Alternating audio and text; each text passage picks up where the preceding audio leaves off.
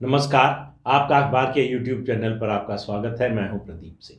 Guwahati high court ने एक बड़ा लैंडमार्क जजमेंट दिया है और ये जजमेंट आगे चलकर पूरे देश में जो शिक्षा व्यवस्था है उसके लिए, खास तौर से धार्मिक शिक्षा की जहाँ तक बात है, मजहबी शिक्षा की बात है, उसमें बड़ा परिवर्तन ला सकता है। और ये परिवर्तन अल्टीमेटली देश में शांति और सांप्रदायिक सौहार्द की दिशा में एक बहुत ही क्रांतिकारी कदम हो सकता है। गुवाहाटी हाई कोर्ट ने शुक्रवार को अपने फैसले में 2020 में जो असम सरकार ने, राज्य सरकार ने कानून बनाया था कि सरकारी मदद से चलने वाले मदरसों को का राष्ट्रीयकरण हो जाएगा, सरकार उन्हें ले लेगी, वो सामान्य स्कूल की तरह चलेंगे, जैसे बाकी स्कूल चलते हैं, जो सब्जेक्ट पढ़ाए जाते हैं उसी तरह से पढ़ाया जाएगा, उसी तरह से जो है उनमें परीक्षा होगी। जितने भी एक एक कानून से राज्य सरकार ने, उस समय हेमंत बिस्वा शर्मा जो आज मुख्यमंत्री हैं वो शिक्षा मंत्री थे, ये उन्हीं का ब्रेन चाइल्ड था, वो ये कानून लेकर आए थे।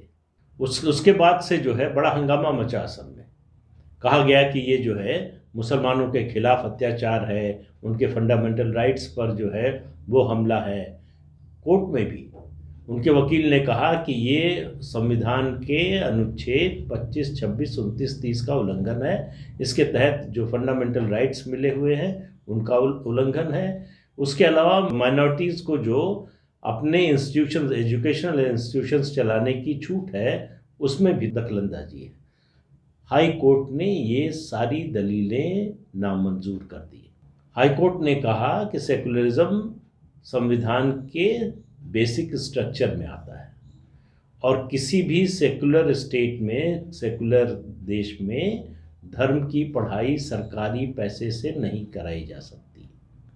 तो ये धार्मिक इंस्टीट्यूशंस, ये मदरसे सरकार के पैसे से क्यों चलने चाहिए? इसके लिए हाई कोर्ट ने संविधान के 28(1) का हवाला दिया, जिसमें कहा गया है कि सरकारी मदद से, सरकारी पैसे से कोई मजहबी शिक्षा नहीं दी जा सकती। किसी भी संस्थान में अगर मजहबी शिक्षा दी जाती है और उसको सरकारी अनुदान मिलता है तो ये संविधान का उल्लंघन है। 13 याचिकाकर्ता इसके खिलाफ हाई कोर्ट में गए थे और उन सब की अपील जो है, उन सब की जो मांग थी उसको हाई कोर्ट ने रिजेक्ट कर दिया और सरकार के कानून को संविधान सम्मत बताया। देखिए, देश में मदरसों के कारण सांप्रदायिक सौहार्द बिगड़ता है। ये जो मजहबी शिक्षा यहाँ दी जाती है उसके कारण शांति भंग होती है। और सबसे बड़ी बात यह है कि मजहबी शिक्षा कोई भी, किसी भी धर्म की, और मैं किसी एक मजहब, धर्म, पंथ की बात नहीं कर रहा हूँ, किसी की भी, वो सरकारी पैसे से क्यों होनी चाहिए? इसलिए ज़रूरी है कि सरकार यूनिफॉर्म सिविल कोड पर कानून बनाने से पहले या उस पर कानून लाने से पहले यूनिफॉर्म एजुकेशन कोड लागू करें। पूरे देश में एक तरह की शिक्षा दी जाएगी, एक तरह की शिक्षा व्यवस्था हो। ये धार्मिक शिक्षण संस्थान जो है ये बंद होने चाहिए। तो देश में वन कंट्री वन करिकुलम का जो है वो कानून बनना चाहिए और सभी शिक्षण संस्थानों में एक ही तरह का करिकुलम होना चाहिए, एक ही तरह का पाठ्यक्रम होना चाहिए। अब सवाल ये कि मदरसों में पढ़ाया क्या जाता है? मदरसों में पढ़ाया जाता है कुरान, हदीस, शरिया और इस्लामिक इन्वेजन के बारे में, उसकी गौरव गाथा बताई जाती है, वो पढ़ाया जाता है। इन मदरसों में गैर मुस्लिमों से नफरत करना सिखाया जाता है, ख़ास तौर से मूर्ति पूजकों को, कि उनको जो है दोजख में जगह मिलेगी, उनको जीने का कोई अधिकार नहीं है। इस तरह की चीज़ें मदरसों में पढ़ाई जाती हैं। तो इस तरह की पढ़ाई क्यों होनी चाहिए? देखिए, भारत में मदरसों का जो इतिहास है करीब 1000 साल पुराना है, यानी उतना ही पुराना है जितना भारत में इस्लाम के आने का। तो जब से इस्लाम भारत में आया है तब से मदरसे हैं। मदरसे हैं, इसके अलावा मकतब हैं। मकतब यानी जो मस्जिद से जुड़े हुए मदरसे होते हैं उनको मकतब कहा जाता है। पढ़ाया सब जगह वही जाता है। देश भर में अब आप समझिए कि कितनी बड़ी संख्या में मदरसे हैं और कितना सरकारी धन हमारे आपके टैक्स का पैसा जाता है, और उस टैक्स के पैसे से पढ़ाया ये जाता है कि हमसे नफरत कीजिए। जो भी गैर मुस्लिम है वो सब नफरत के काबिल हैं, वो काफिर हैं। इसलिए इनमें अगर कोई ये सोचता है कि कोई सुधार हो सकता है, सुधारा जा सकता है, तो वो संभव नहीं है। 2009 में यूपीए सरकार ने, उस समय अर्जुन सिंह मानव संसाधन मंत्री थे, उन्होंने स्कीम लागू की, scheme for providing quality education in madrasas and maktabs. इसके नाम पर सरकारी पैसा दिया गया। कहा गया कि इन मदरसों में हिंदी, अंग्रेज़ी, साइंस, सोशल साइंस, ये मैथमेटिक्स, ये सब भी पढ़ाया जाएगा। लेकिन बात तो ये है कि जो मदरसे में पढ़ते हैं वो विज्ञान सम्मत बातों को मानेंगे या इस्लाम सम्मत बातों को मानेंगे, किस पर यकीन करेंगे? तो इसलिए इनमें सुधार की कोई गुंजाइश नहीं है। इनको खत्म करने के अलावा और कोई रास्ता नहीं है। और आपको बता दें 2009 में जब ये स्कीम शुरू की थी, जो कि आज भी 18 राज्यों में चल रही है, इसके तहत 1138 करोड़ रुपए दिए जा चुके हैं मदरसों को। और उसी समय आपको उत्तर प्रदेश का याद होगा, 2009 में जो लोकसभा चुनाव हुआ उसमें उत्तर प्रदेश से कांग्रेस को 1985 के बाद पहली बार इतनी बड़ी संख्या में लोकसभा के सदस्यों को जिताने में कामयाबी मिली, उम्मीदवारों को। 22 उम्मीदवार कांग्रेस के चुनकर लोकसभा में पहुंचे थे उत्तर प्रदेश से। देश के और राज्यों में इसका फायदा हुआ। इसी मदरसा पॉलिसी के कारण मुसलमान फिर से एक बार कांग्रेस के पास आए, जहां जहां अलग हो गए थे। इसीलिए कांग्रेस की सीटों की संख्या बढ़ी, 143 से बढ़कर 206 हुई 2009 में। उसका पूरा फायदा कांग्रेस पार्टी को मिला। लेकिन देश को क्या मिला? देश को जो मिला, मदरसों की शिक्षा से जो मिल रहा है, उससे पूरी दुनिया त्रस्त है। इन्हीं मदरसों से, इन्हीं में जो है, जो पढ़ाया जाता है, उससे आतंकवादी और आतंकवाद के समर्थक तैयार होते हैं। इन्हीं से सोचने की बात यह है कि आखिर ऐसा क्यों होता है कि भारत में दंगों का इतिहास उठाकर देखिए, लगभग हर दंगा शुक्रवार को जुमे की नमाज के बाद से शुरू हुआ है।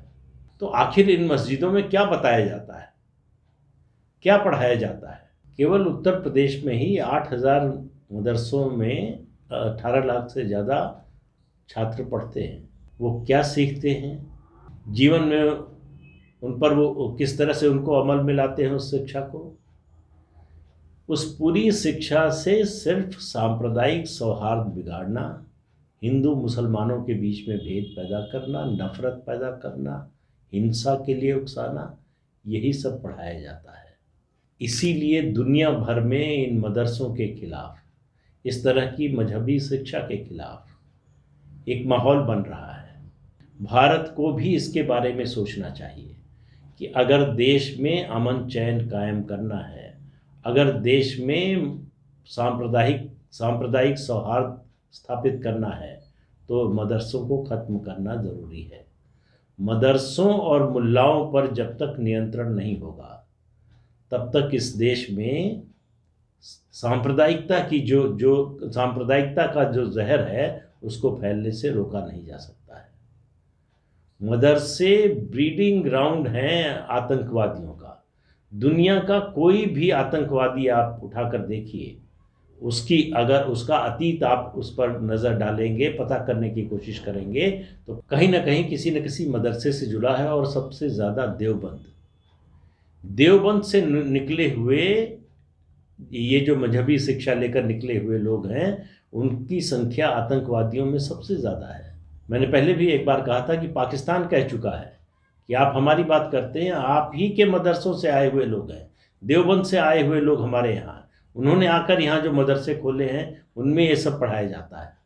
तो ज़रूरी है कि इन सारे मदरसों का सरकार अधिग्रहण कर ले, इनको सामान्य शिक्षण संस्थाओं में, स्कूलों में तब्दील कर दिया जाए।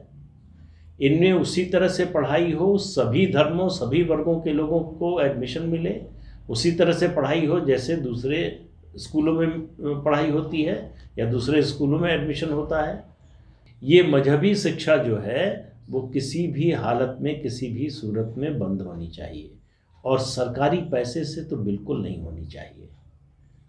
तो मदरसों का बंद होना ज़रूरी है, मदरसों और मकतब का मौलवियों पर अंकुश लगाना ज़रूरी है, वन नेशन वन करिकुलम बनाना ज़रूरी है और जितने मदरसे हैं उनका अधिग्रहण करके उनको सामान्य स्कूल में बदलना ज़रूरी है। तो मुझे लगता है कि गुवाहाटी हाई कोर्ट का ये जो फैसला है ये इसका रास्ता खोलेगा और राज्यों को इस बात से प्रेरणा मिलेगी कि वो अपने यहाँ सरकारी मदद से चलने वाले मदरसों को बंद करें।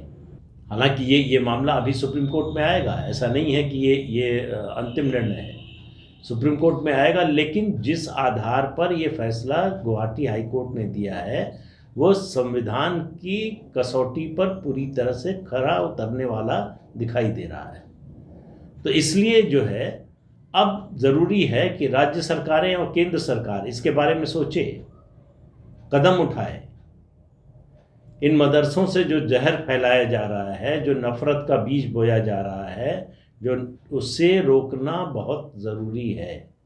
देश को तोड़ने में, देश में अलगाववाद पैदा करने में इन मदरसों की बहुत बड़ी भूमिका है। इन मदरसों में जो शिक्षा दी जाती है उससे कोई देशभक्त नहीं निकल सकता है।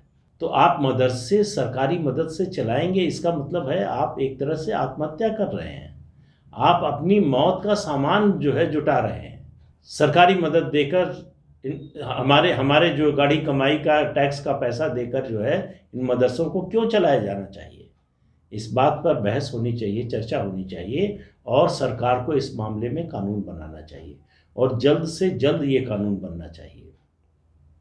हमने सीए के दौरान जो देखा है उसके बाद तो सरकार की और आंखें खुलनी चाहिए कि किस तरह से मुद्दों का इस्तेमाल, जो राष्ट्रीय हित के मुद्दे हैं उनका राष्ट्र के विरोध में इस्तेमाल होता है। तो मदरसों को लेकर सरकार को अपनी नीति पर तत्काल पुनर्विचार करना चाहिए। यूपीए सरकार के समय जो ये स्कीम बनी थी इसको तुरंत खत्म करना चाहिए। बिना इसके इस तरह के कठोर कदम उठाए बिना आगे का रास्ता आसान नहीं होने वाला है। अगर ये सब अभी नहीं किया गया तो एक ऐसा समय भी आ सकता है जब आप ऐसा करने की स्थिति में ही न रह जाए। तो वो समय आए उससे पहले नींद से जाग जाना चाहिए। मदरसों के खिलाफ एक राष्ट्रव्यापी अभियान चलना चाहिए। लोगों को जो नहीं जानते हैं उन्हें बताया जाना चाहिए कि दरअसल मदरसों का बंद होना क्यों ज़रूरी है। तो उम्मीद करनी चाहिए कि सरकार जो है इस बारे में चेतेगी और जल्दी ही कुछ न कुछ ज़रूर करेगी।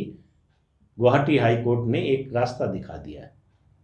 तो आज के अंक में इतना ही, अगले अंक में फिर मिलेंगे किसी नए मुद्दे के साथ। तब तक के लिए इजाज़त दीजिए, नमस्कार। आपसे अनुरोध है कि ये चैनल देखिए, शेयर कीजिए, लाइक कीजिए और सब्सक्राइब ज़रूर कीजिए। हाँ, कल रविवार है, रविवार विशेष का दिन है। तो इस बार रविवार विशेष में आज़ादी के बाद हुए पहले हेट क्राइम की चर्चा, पहले नरसंहार की चर्चा और उसे क्यों और कैसे दबा दिया गया इसकी चर्चा, लेकिन रविवार को दोपहर 12 बजे देखना मत भूलिएगा। नमस्कार।